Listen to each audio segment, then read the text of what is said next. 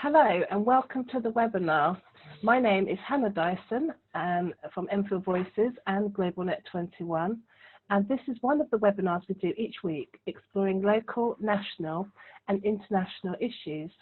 And today's webinar is called Cycling from London to Istanbul, Pedalling Furiously Towards a Brighter Future. And today, this evening, we're talking to Ozgur Korkmaz, and he's co-founder of the London Cycling Club, who has literally put the brakes on his old way of life by buying a bike and embarking on an epic journey from London to Istanbul in 2018, cycling through 11 countries, covering a cool 2,115 miles overall, averaging 45 to 50 miles per day with 1 day off per week. Mental and physical strength was just one of the requirements. So I'd like to say, welcome to the webinar, Ozgur. Hello. Thank you very much for joining us. Hello. Could you start off, Ozgur, by just telling us a bit about yourself and your background, please? Yeah, sure. I was born and raised in Turkey. I've been living in London since 1997. I'm married, have 2 kids. I've been working as a driving instructor last 12 years, and yeah, I'm co-founder and chairperson of London Cycling Club, and running a community cycling project at the moment. Oh, fantastic. And so I'd like to know what led you to buy a bike, or what kind of got you into cycling in the first place? Good question, actually.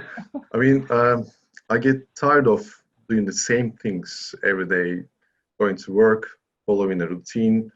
I basically, I was bored with following the same routine for a long time. I needed to change myself. I needed to come out of my comfort zone and explore a bit of myself, life, and yeah, so basically this crazy idea came to my mind, and I said to myself that 20 years ago, I came to London from Istanbul with a plane, and it took about 4 hours. And what if I tried to go back to Istanbul with bicycle? I mean, Wow. it was. So before talking to people about my idea first, I did some research, and if this journey was possible, how long will it take, am I capable of doing it? Then I made my mind up and said, okay, at least I will give it a try. So were you thinking about that journey that you did 20 years ago, from Istanbul to London? Were you thinking about that journey and then sort of almost thinking, you know, I'd like to do that journey in reverse, but make a challenge? Yeah. Yeah, definitely. I mean, the thing is, before the journey, I did my research, and I knew it wasn't easy to do it. And considering that I'd never cycled in my life more than 10 miles, and I didn't have any experience about changing the tires or repairing the bike. When I talked to my wife and family about this crazy idea, so obviously initial reaction was, have you lost your mind, Ozgur? But obviously, I did convince them somehow that I needed a long journey, and I needed to change myself. And at the end, they said, okay, whatever, just go. And how long did it take you to prepare? And then from the time of the idea, preparation, buying a bike, to setting off? Yeah, so I bought a bike months ago, and then I bought some equipments, because for this type of journey you need so many equipments. And but I trained only 3 weeks, actually, not more than that.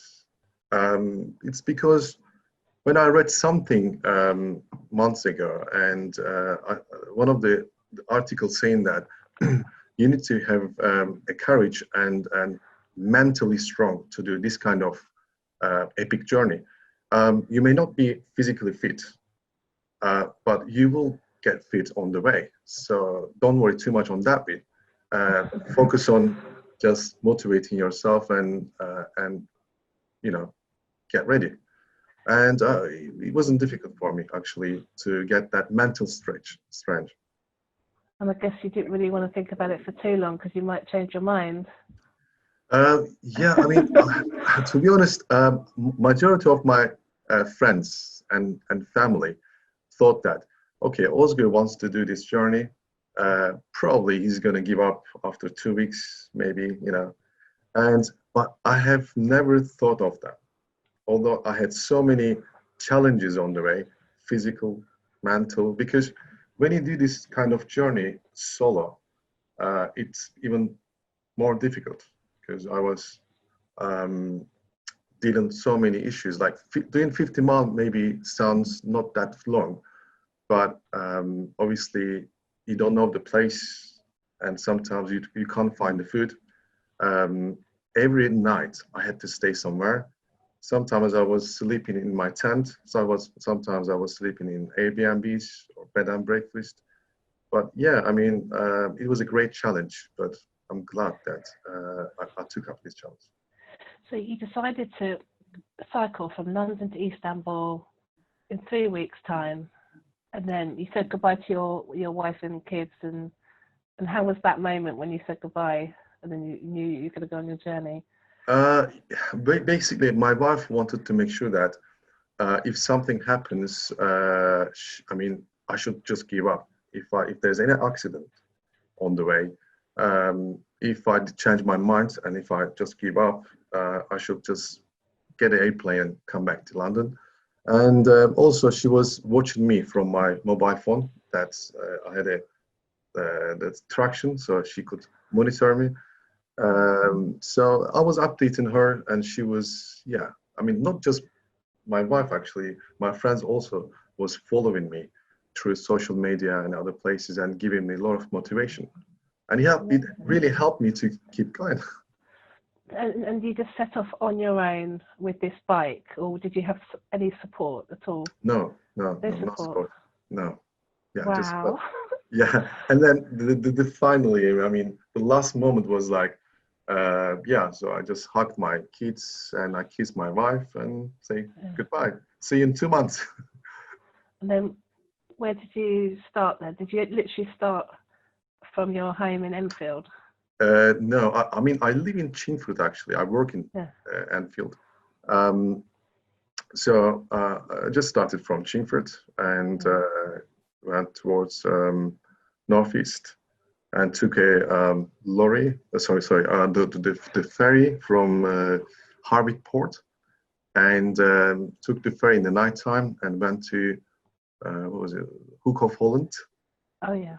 And then the next day continued crossing the Europe, just all the way. And what sort of bike do you have, or what sort of bike did you do this on? So I did some research before the journey, and I knew that I needed to buy a touring bike for this purpose. And I found one. There was one bike shop in Chingford, and they were selling a Dawson bike. It's a reasonably good bike, and I paid about £600, and it was quite cheap, considering that people spending quite a lot of money on touring bikes. And yeah, it did the job. Wow. And you've still got that bike now, haven't you? Yeah. I think when we met at the incinerator protest, I saw your bike and it's got a few stickers on it, but it's amazing to think you've cycled that far. So then, so did you have any problems when you were making this journey? What was any struggles at all? Yeah. I mean, because first couple of days, because of cycling 50 miles a day, I had some pain, obviously, on my knees. After that, on my back and bum, and and after that, it just became normal. After 2 weeks, I was a bit more fit, and on the way, yeah, there are so many challenges that I had to come over. so 3 times my tires spoke broken because of the weight, because I was carrying about 25 kg roughly weight. But I knew that I was cycling in Europe, and if there was any major issues in my bike, I could get help. And luckily, yeah, it was in Germany, and one time in Slovakia, and then one time in Bulgaria. Something has happened, so I needed to go to bike shop, and they fixed it for me. Um, and also the few times, one time I get lost in the forest, middle of the night, in south of Frankfurt. It was interesting. Um, yeah, so yeah, but obviously it was all enjoyed. I really enjoyed. When you got lost, did you have to stay the night in the forest? No, it was like almost 10 o'clock, and I followed my Google map, and the quickest way was going through forest. And then I went into the forest, and half of the way they closed all the roads, and I couldn't return. I had to go around, and I just get lost. I didn't have water. My water was finished, so I cycled about 1 hour inside the forest, more than 1 hour in the dark. There was no light at all, but I managed to get out of the forest, luckily alive. Oh, well done. You were made for this adventure. It was an adventure. And if there's one person that you met on your journey, is there anybody that stands out during your journey that you met and you spoke to that kind of started changing your mindset on life? Because you said at the beginning that you really wanted to have a bit of a change and maybe change where you kind of live or change where you think. Was there anybody that did that during your journey? Yeah, I mean, I met so many nice people on the way, actually. As soon as I landed to I took the ferry and I went to Holland, and I was cycling along the one cycle route, and there was a guy running. He was French guy, and he was running. And when he saw my old equipments and everything, he said, "Where are you coming from? Where are you going?" And I said, "Okay, I'm riding to Istanbul." And then we start chatting, and he was running, I was cycling, and we chatted about maybe 15 minutes. And he said so many interesting things that he cycled through Asia. And when September 11 happened, he was in Pakistan. He's stuck in there. He couldn't come to Holland. And he said so many interesting stories. And that's one of the things that inspired me. And the other guy, again, I met in Holland. His name is Mike. He's a full disabled guy. He was an adapted bicycle. And I met with him and I approached him. I said, "Oh, I liked your bike." And then start chatting about it. And we became friends, and we're still in contact now over the Facebook with him. And he's a wonderful person. He cycles at least one or twice a week. And he's giving me inspiration that he's disabled, but he can still cycle, you know. And the other things, I had lost so many help from people on the way. And there are so many stories, actually. I mean, there's no problem time to talk about all. Yeah. And when you were during your journey, could you feel yourself changing at all? And if so, how? And when was that? Which country was it that would you say was the biggest moment that you were changing in yourself or the way you thought? I don't know actually, but it was quite easy to cross Holland and Germany and Austria because, as you know, that there's very, very good cycle routes in there, and the roads were good. And after Austria, then obviously it became a bit more difficult. You know, there was less cycling routes, and some of the roads, lorries were passing a bit close.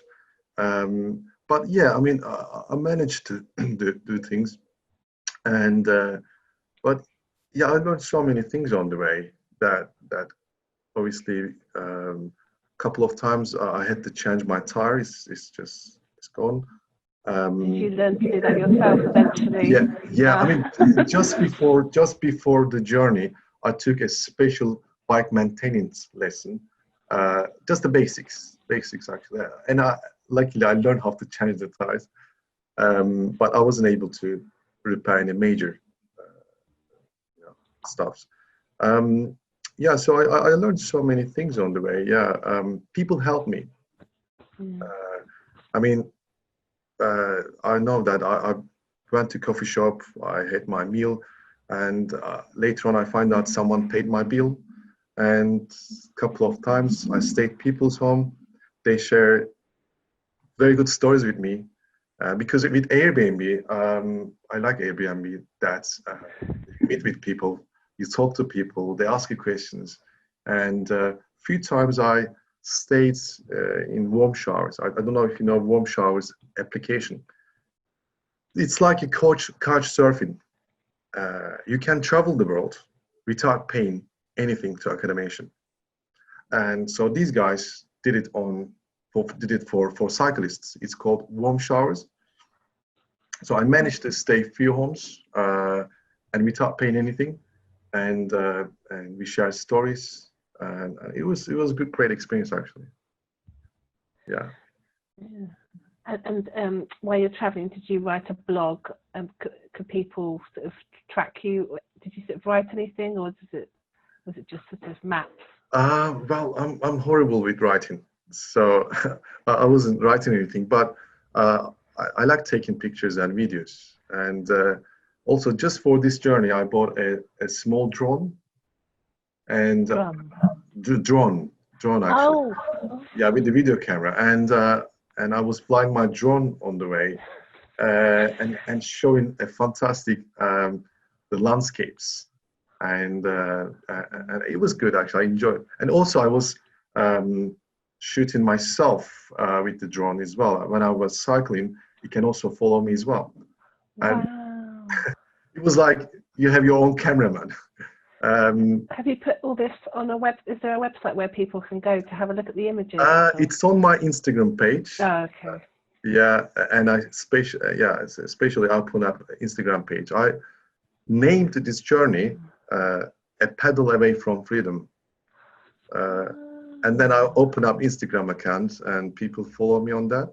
So every day I was sharing pictures and videos and I know yeah. that you can get like a GoPro where you put it on the front of your head as well. It reminds me a bit of that. Like with the GoPro, you can see the Yeah, sort of I journey had sped up. I had the GoPro. I mean, I Oh. still have some footages. I still have footages. Mm. Uh, One thing I failed is I achieved my goal by cycling from London to Istanbul, and that was a good thing. But I couldn't. I was going to make a little documentary about like 10, 15 minutes documentary to tell my story, but I never had the chance to do it. So Well, there's that's the still failure. time. There's still time, definitely. Yeah, maybe one day I'll do that. Mm. Hopefully. And the other thing I'd like to know is, was there any point where you were sort of feeling like you were going to give up? Was there any time when you think, okay, no. No, no, I Oh. was in.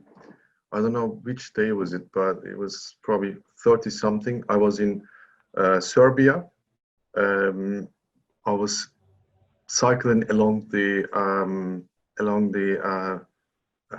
Danube River. Danube. Probably you know that it's a lovely places. And it was raining, and I stuck in the middle of the road, middle of nowhere, and then my tire is gone. I had to change my tire. It was raining. It was muddy. It was total mess. But I was like, I was laughing. I mean, I was like, okay, that's good. It's a new challenge, and every day is a new challenge. Um, and I think what I learned from that is I learned focusing how to solve problems. Because in our life, everyday life, we have problems, and instead of like panicking or anything, just focus on the solution. Yeah, and that's what I learned from this journey. Um, and the last days of my journey, when I was in Bulgaria and I was about came to Istanbul, well, Turkey, across Turkey. And it was so hot. It was end of July, and I was cycling probably 80 miles a day. And the last couple of days, I rushed a little bit to finish because I wanted to finish at as soon as I can, so I can go back and see my family. But yeah, so it took 4 to And 6. what was that moment like when you sort of coming into the city, to Istanbul, and you saw the buildings, you could smell the smells. What could you smell? What could you hear? What could you see? Yeah, I mean, it was mixed feelings actually, because I achieved this, and first of all, I proved myself something, and that's a driving instructor, 40 years old, don't have any experience of cycling, comes up with a crazy idea, says that I want to cycle from London to Istanbul, and putting into this practice and achieving it. I just proud of myself that I took up this challenge and managed to finish it. I could have, there was a possibility I couldn't maybe finish it, but I wasn't going to be so worried, because I met so many nice people on the way, and that was the learning the life, understanding the meaning of the life, discovering who am I, what do I want, and these things were more important than achieving this. But yeah, so it really helped me. It was the challenge you needed. Definitely. I think, it's just physical and mental challenge, and it just changed you a lot. I mean, it could be cycle riding, it could be going and climbing Mount Everest, or doing something out of comfort zone. I mean, the reason is I just needed to change myself. I needed to come up from my comfort zone. That was the whole idea behind this difficult journey.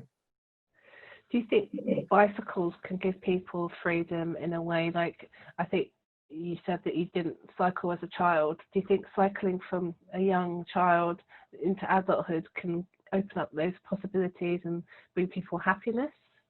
Definitely. So for kids, cycling means fun, but for adults, it feels freedom, because when you ride your bicycle, you feel the the wind, you smell the nature, especially if you are cycling next to forest or somewhere nice, and you connect with the nature, and it's just it feels so good actually. And for kids, yeah, definitely, we, as you know, that we are providing cycle training stations in Anfield at British Railway Federation car park, and when we teach kids how to cycle, and you should see the smile on their face, and it's just worth all the hard work. And me and my other friends, volunteer friends, and we all like being happy as well, because we sacrifice our whole Sunday in there and try to teach people how to cycle. And then when they get happy, when they learn how to cycle, we get happy as well. When you came back from your journey, is that when you set up the London Cycling Club? Yeah, so after the journey, I wanted to share my experiences, and also I wanted to inspire the changes in my community, because Turkish-speaking community in London, they have a lot of issues in my communities. And one thing I noticed is, especially ladies, they don't know how to cycle. Big majority of Turkish ladies don't know how to cycle. And I start thinking, like, why? And then I did some research, and I come up with the idea that there are so many barriers on learning how to cycle, like cultural, language, and they don't have space.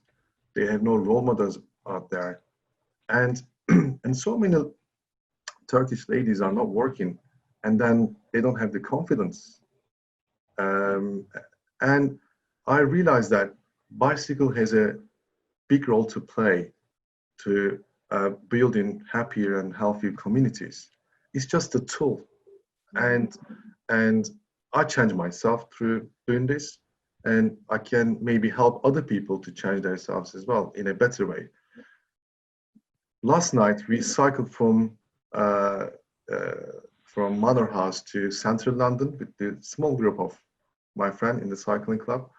So we cycled about 4 hours in central London in the nighttime, and you should have seen that. It's beautiful. It's so nice, and we really enjoyed it. And we just want to show this to not only our community members, to everyone that cycling is good for health, for physical and mental health. Cycling is good for socializing, and it's good for environment, because we should a bit more take responsibility, care about this world as well, and issues of this world, especially the climate change and other issues. You've got quite a unique insight, really, because you're also a driving instructor. Yeah, unfortunately. You've got this love of and this experience of cycling, but you're also a driving instructor. Do you think there's too many cars on the roads, and do you feel a bit like you're in danger when you're doing these lovely cycle rides in the evening? That's correct. I mean, unfortunately, UK roads are not big enough, and especially living in London, we drivers all complain about the traffic and other things, and we complain about the school traffic, that we take our kids to school in a very short distances, and on the school streets in the morning, in the afternoon, there's always tensions going on. People complain about things, but people don't do enough things to change these things. We can change things by, for example, taking up our short journeys by walking, by cycling, and then we will be benefiting for a solution for traffic. And I understand people like to drive and go in places, and it's totally fine. But with the short journeys, they should consider buying a bike and bicycle, because it's not only for the environment issues or traffic benefits of traffic, but it's good for getting together and socializing as well. Imagine you are cycling with your kids to school, and it's a great fun. But for this to happen, the councils, the government needs to make it safer cycle lanes. You need to get better training. You need to have a space for parking, and then you will start like getting on the bike and start riding it. So I guess because of COVID-19, cycling becomes more important, and I believe in the big cities there is a cycling revolution going on, because a lot of councils are speed up things for doing some cycle lanes, and we're doing more infrastructures, taking places in big cities. The councils are encouraging people to the cycle, and the government is giving £50 voucher for bike repair, and these are very good things actually, because government is doing, at least try to do something, and hopefully the organizations like our cycling club and other organizations, and we all get together with the council, and then we get help from the council, and then we provide cycle training, bike repair workshops, and we all play our part to encourage people, work together, and then encourage more people to cycle. I think definitely COVID-19, I think it's made people think differently about how they work and how they travel around. But I know some people have said they're going to use the car more because they don't want to be around people on like trains and buses. But equally, I think the cycling rate has rocketed, and that's a really good idea. But if people want to maybe join you in the London Cycling Club, or they want to sort of visit or find out more about the Alevi Foundation, how can they do that? The reach us, you mean? Well, I mean, at the moment, we are based in Anfield at British Alevi Federation grant. I'm so happy that working with British Alevi Federation, because when we met them last year, a year ago, and we said that we want to teach people how to ride a bike, and they're really happy. And then they said, you can use all our facilities.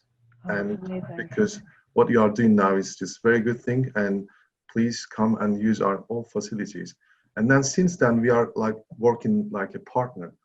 And so London Cycling Club with the British Alevi Federation, we get together and said, how can we provide these things to our community?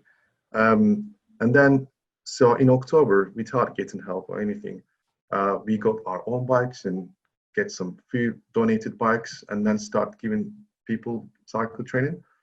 And then we applied help from the grant from the TFL, and luckily they awarded us a little grant, and that with that grant we start buying more bikes, and Anfield Council provided us a container, and we turned that container as well as storage, we turn into a bike workshop. And so far, more than 60 people in our list now, they're training now, cycle training in our group. And considering that we couldn't do anything during the lockdown, obviously, if there was no lockdown, we would probably expand our cycle training sessions even more. But at the moment, it's going really well. And hopefully it will continue to grow. And you know, coming to the end of the webinar now, but it sounds like you are, you know, going to grow your club, and you know, people are going to grow with the cycling numbers. And I'd just like to say thank you very much for briefly explaining your journey and what you're up to now, and your unique insight as a driving instructor as well, and in the car sort of bicycle situation. Yeah, hopefully people will be able to see your Instagram account as well of your journey. Yeah. I mean, they can follow us. I mean, our cycling club name is Turkish, Londra Bisiklet Kulübü. Okay. But they can search it for London Cycling Club as well. It means in English, London Cycling Club. Yeah, they can search it on Facebook, Instagram, and find us. Or they can search it, our base actually, in British Alevi Federation grant. So they can search on the Google map, and they can come and contact with us. But thanks for accepting me here, and it was really enjoyable to talk to you here. Thank you very much. Brilliant. I really learnt lots, and thank you very much, Ozgur. Thanks, Anna. We'll end this webinar now. Thank you.